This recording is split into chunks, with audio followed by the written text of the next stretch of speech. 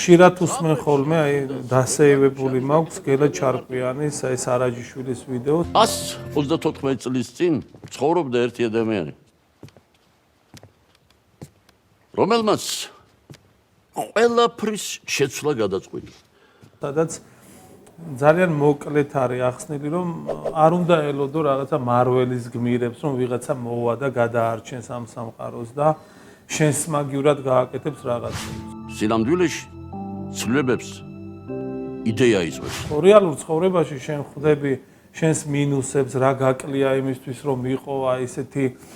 არ ვიცი ტელევიზორში რო გაჩვენებენ შენზე რომ რაღაცა ფილმებს იღებენ მაგრამ შენი ცხოვრება ხო ესე ადვილად ვერ ცვლი ამას და როცა გააქვს განცდა რომ ეს ყველაფერი გაწუხებს არ შეგიძლია ესე ცხოვრება რომ